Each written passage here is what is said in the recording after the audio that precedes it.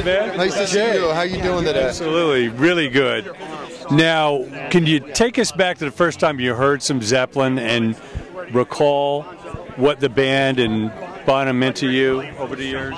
Remember your earliest memories? I do. I was at album it was? I think it was Led Zeppelin 2, and I think I was at a kegger party in junior high. And I've definitely dated myself already here, you know.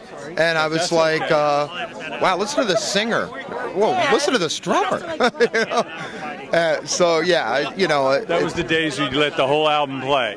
Yeah, you let the whole album play. And then probably let it play again. Well, the thing is, everybody would get together at the guy's house that had the best hi-fi system. Yeah. And that's where everybody would go, hey, I got the new Zeppelin. Everybody get together and, you know, we'd go over there and party, and then their parents would come home and we'd all run out the back door. How can you put into words the influence that Bonham's had and just the band? I mean, the music sounds timeless. I mean, everybody's taking a piece of them. I think every band today has a little Zeppelin in them.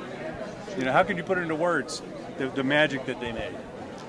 I'd have to say that Led Zeppelin is rock and roll. They were rock and roll of the 70s. They represented rock and roll of the 70s to me, which was my, you know, Zeppelin and Aerosmith were the two major influences in that regard to me, you know. I actually discovered, it's funny because I'm doing the Who thing too, and I kind of discovered the Who later. I knew they were around, I heard the songs, but I didn't really sit down and really ingest it until later, you know what I mean? And then that became a huge thing too. But I mean, Zeppelin reverberates with every guitar player, with every drummer, with every singer, you know? I mean, and it's used as a litmus paper against what other bands are measured by, you know? Who's the Led Zeppelin of today? That's a really tough one. Yeah. Is there? You know, probably not. Yeah. You know, it was a moment in time. Sure. You know?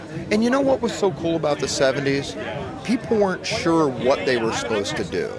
So they tried everything. It was eclectic. Yeah, it was eclectic. It was all over the map. Now it's like, okay, if we're doing rock, we're doing it this way. This is a good man right here.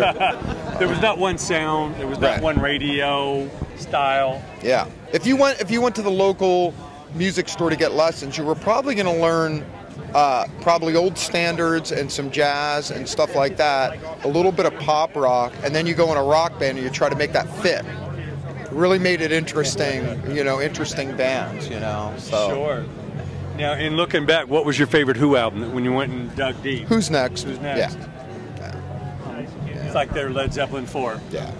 I saw Tom. My sister took me to see Tommy, the movie. Yeah. That was really what kind of did it for me. But still, that record is what spoke. My dad had a 8-track, and we'd listen to that. You know, amazing that intro, you know, at the beginning. Yeah. Now, what advice do you give to those young players, the young bands in a garage now, want to do what you did, want to do what these guys did, but they need to focus on to really find their own style? What? I know it. What? Playing a top 40 band. No, I have said that before. You know, go out and play in a top 40 band for a while. Expand your library. You know, play a bunch of, and it doesn't have to be top 40 like disco top 40 or something like that.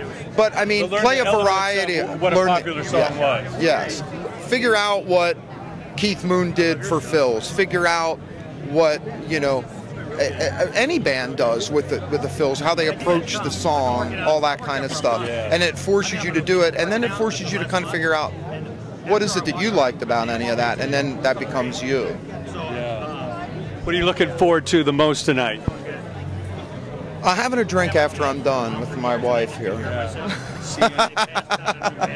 No, honestly, that Zeppelin spirit alive. That, but really, I mean, the eclectic talent here is insane. I mean, it's like, yeah, it's really.